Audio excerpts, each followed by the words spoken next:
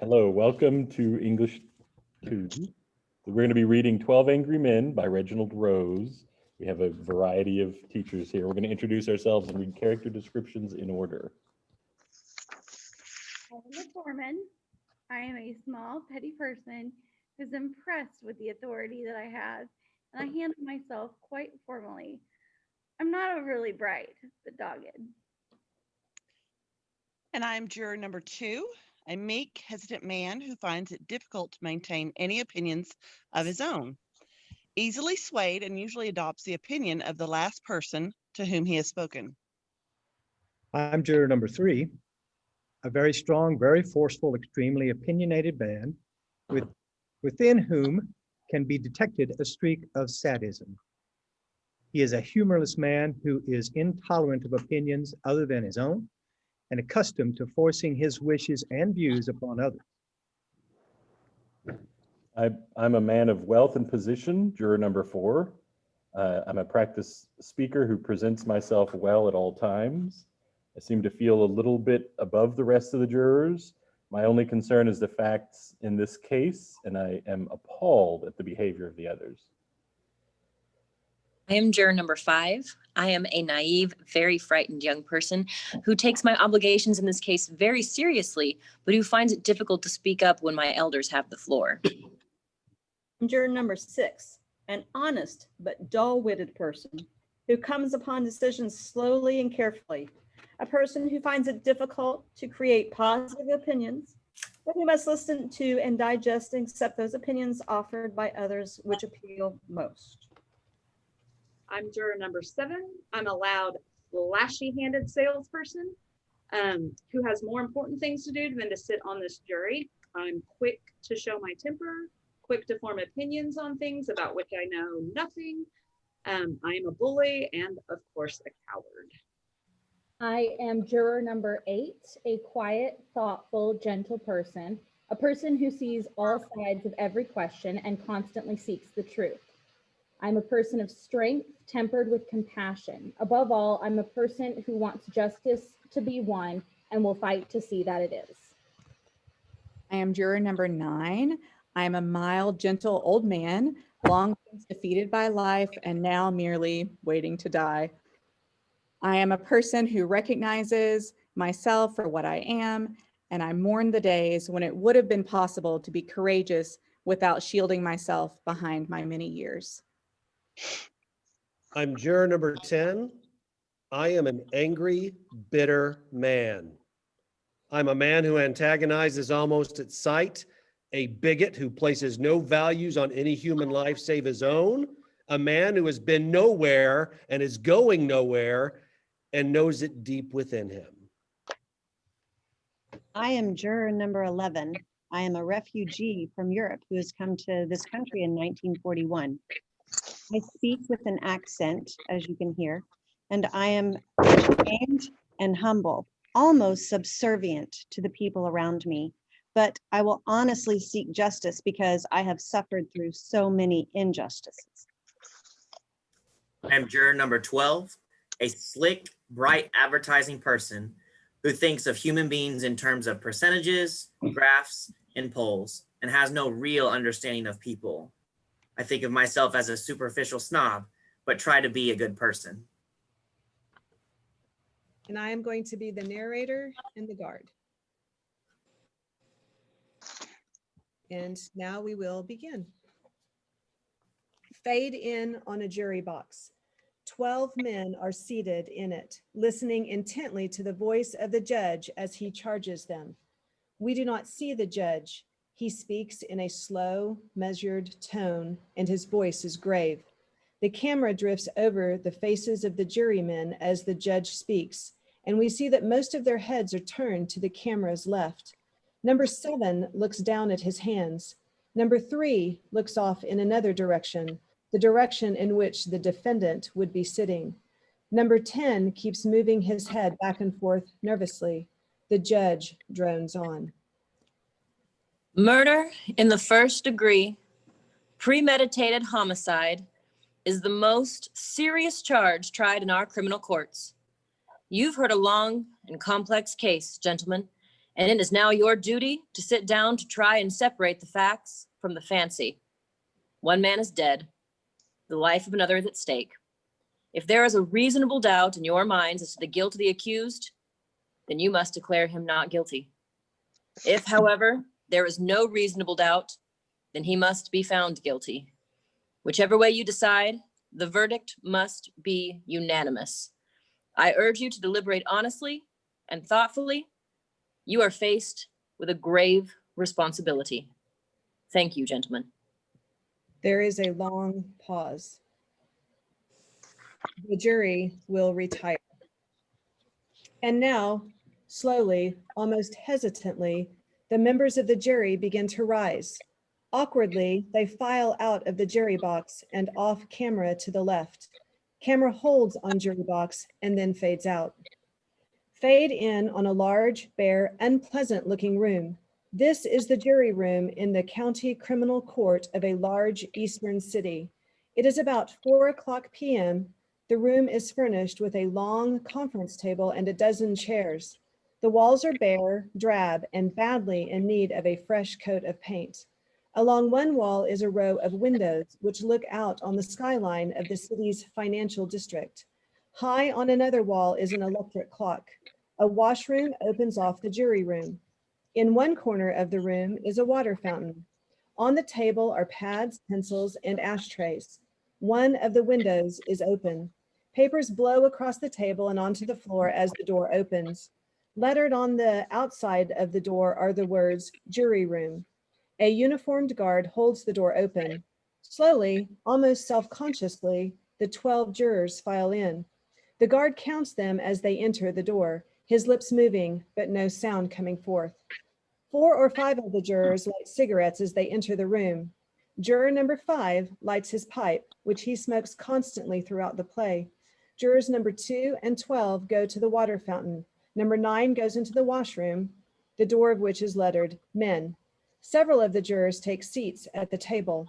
Others stand awkwardly around the room. Several look out the windows. These are men who are ill at ease, who do not really know each other to talk to, and who wish they were anywhere but here. Number 7, standing at the window, takes out a pack of gum, takes a piece, and offers it around. There are no takers. He mops his brow. You know something? It's hot. You'd think at least they'd air condition this place. I almost dropped dead in court.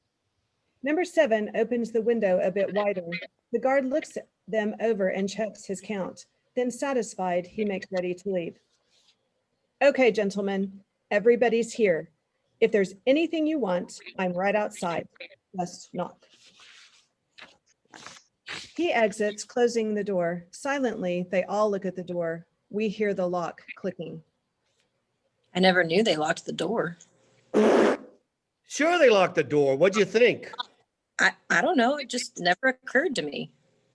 Some of the jurors are taking off their jackets. Others are sitting down at the table. They still are reluctant to talk to each other. Foreman is at the head of the table, tearing slips of paper for ballots. Now we get a close shot of number 8. He looks out the window. We hear number 3 talking to number 2. 6 days.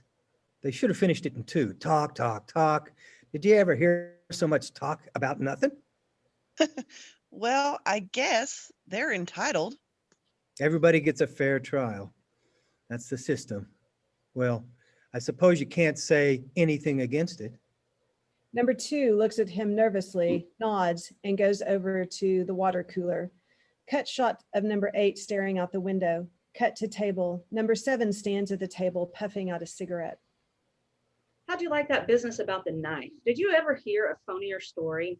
Well, look, you've got to expect that. You know what you're dealing with. Yeah, I suppose. What's the matter? You got a cold? A Lulu. These hot weather colds can kill you. Number 7 nods sympathetically. All right, gentlemen, let's take our seat. Right. This better be fast. I've got tickets to the 7-year itch tonight. I must be the only person in the whole world who hasn't seen it yet. Okay, Your Honor, start the show. They all begin to sit down. The foreman is seated at the head of the table. Number 8 continues to look out the window. How about sitting down? The gentleman at the window. Number 8 turns, startled. How about sitting down? Oh, I'm sorry. He heads for a seat. Tough to figure, isn't it? A kid kills his father. Bing! Just like that. Well, it's the element. They let the kids run wild. Maybe it serves them right. Is everybody here? The old man's inside. The foreman turns to the washroom just as the door opens. Number 9 comes out, embarrassed. I'd like to get started. Forgive me, gentlemen. I didn't mean to keep you waiting. It's all right. Find a seat. Number 9 heads for a seat and sits down. They look at the foreman expectantly. All right. Now you gentlemen can handle this any way you want to. I mean, I'm not going to make any rules. If we want to discuss it first and then vote, that's one way. Or we can just vote right now and see how we stand. Let's vote now. Who knows? Maybe we can all go home. Yeah, let's see who's where. Right. Let's vote now. But he doesn't want to vote? Okay, all those voting guilty, raise your hand. 7 or 8 hands go up immediately. Several others go up more slowly. Everyone looks around the table. There are 2 hands not raised, number 9's and number 8's. Number 9's hand goes up slowly now as the foreman counts. 9, 10, 11. That's 11 for guilty. Okay, not guilty. 1. Right. Okay. 11 to 1 guilty. Now we know where we are. Somebody's in left field. You think he's not guilty? I don't know. I never saw a guiltier man in my life. You sat right in court and heard the same thing I did. The man's a dangerous killer. You could see it. He's 19 years old. That's old enough. He killed his own father, 4 inches into the chest. An innocent little 19-year-old kid. They proved it a dozen different ways.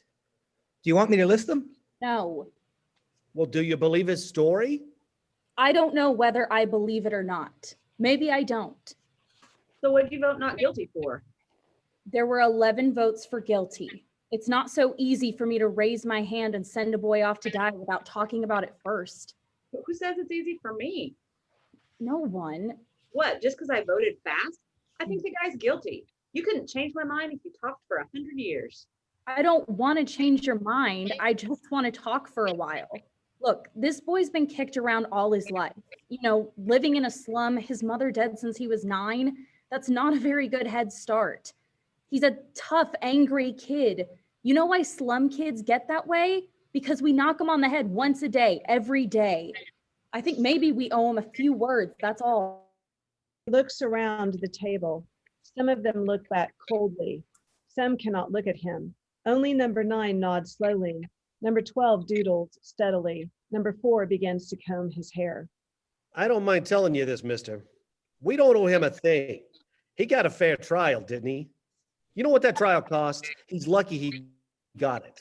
Look, we're all grown-ups here. You're not going to tell us that we're supposed to believe him knowing what he is. I've lived among them all my life. You can't believe a word they say. You know that. I don't know that. What a terrible thing for a man to believe. Since when is dishonesty a group characteristic? You have no monopoly on the truth. All right. It's not Sunday. We don't need a sermon. What this man says is very dangerous. Number 8 puts his hand on number 9's arm and stops him. Somehow his touch and his gentle expression calm the old man. He draws a deep breath and relaxes. I don't see any need for arguing like this. I think we ought to be able to behave like gentlemen. Right. If we're going to discuss this case, let's discuss the facts. That's a good point. We have a job to do. Let's do it. If you gentlemen don't mind, I'm going to close the window. It was blowing on my neck. Number 10.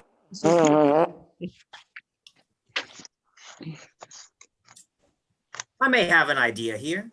I'm just thinking out loud now, but it seems to me that it's up to us to convince this gentleman that we're right and he's wrong. Maybe if we each took a minute or two, if we sort of try it on for size. That sounds fair enough. Supposing we go once around the table. Okay, let's start it off. I guess you're first. Oh, well, I just think he's guilty. I thought it was obvious. I mean, nobody proved otherwise. Nobody has to prove otherwise. The burden of proof is on the prosecution. The defendant doesn't have to open his mouth. That's in the Constitution, the Fifth Amendment. You've heard of it. Well, sure, I've heard of it. I know what it is. What I meant, well, anyway, I think he was guilty. Okay, let's get to the facts. Number one, let's take the old man who lived on the floor right underneath the room where the murder took place. At 10 minutes after 12, on the night of the killing, he heard loud noises in the upstairs apartment. He said it sounded like a fight. Then he heard the kid say to the father, "I'm going to kill you." A second later, he heard a body falling, and he ran to the door of his apartment, looked out, and saw the kid running down the stairs out of the house. He called the police. They found the father with a knife in his chest. Coroner fixed the time of death at around midnight. Right. Now, what else do you want? The boy's entire story is flimsy. He claimed he was at the movies. That's a little ridiculous, isn't it? He couldn't even remember what the pictures he saw. That's right. Did you hear that? You're absolutely right. Look, what about the woman across the street? If her testimony don't prove it, then nothing does. That's right. She saw the killing, didn't she? Go in order. Just a minute. Here's a woman who's lying in bed and can't sleep. It's hot, you know. Anyway, she looks out the window, and right across the street, she sees the kid stick the knife into his father. She's known the kid all his life. His window is right opposite hers, across the L tracks, and she swore she saw him do it. Through the windows of a passing elevated train. Okay. And they proved in court that you can look through the windows of a passing L train at night and see what's happening on the other side. They proved it. I'd like to ask you something. How come you believed her? She's one of them too, isn't she? Number 10 walks over to number 8. You're a pretty smart fellow, aren't you? Number Aren't you? Come on, sit down. What are you letting him get you all upset for? Relax. Number 10 and number 3, sit down. Let's calm down now. Number 5, it's your turn. I'll pass it. It's your privilege. How about you? I don't know. I started to be convinced, with the testimony from those people across the hall. Didn't they say something about an argument between the father and the boy around 7 o'clock that night? I mean, I can be wrong. I think it was 8 o'clock, not 7. That's right. 8 o'clock. They heard the father hit the boy twice and then saw the boy walk angrily out of the house. What does that prove? Well, it doesn't exactly prove anything. It's just part of the picture. I didn't say it proved anything. No. Number 6 goes to the water fountain. All right. How about you? I don't know. Most of it's been said already. We can talk all day about this thing, but I think we're wasting our time. Look at the kid's record. At 15, he was in reform school. He stole a car. He's been arrested for mugging. He was picked up for knife fighting. I think they said he stabbed somebody in the arm. This is a very fine boy. Ever since he was 5 years old, his father beat him up regularly. He used his fists. So would I. A kid like that. You're right. It's the kids. The way they are, they don't listen. I got a kid. When he was 8 years old, he ran away from a fight. I saw him. I was so ashamed. I told him right out, I'm going to make a man out of you, or you're going to bust up into little pieces trying. When he was 15, he hit me in the face. He's big, I haven't seen him for 3 years. Rotten kid. You work your heart out. All right. Let's get on with it. Looks away, embarrassed. We're missing the point here. This boy, let's say he's a product of a filthy neighborhood and a broken home. We can't help that. We're not here to go into the reasons why slums are breeding grounds for criminals. They are. I know it. So do you. The children who come out of slum backgrounds are potential menaces to society. You said it there. I don't want any part of them, believe me. There is a dead silence for a moment, and then number 5 speaks haltingly. I've lived in a slum all my life. Oh, now wait a second. I used to play in a backyard that was filled with garbage.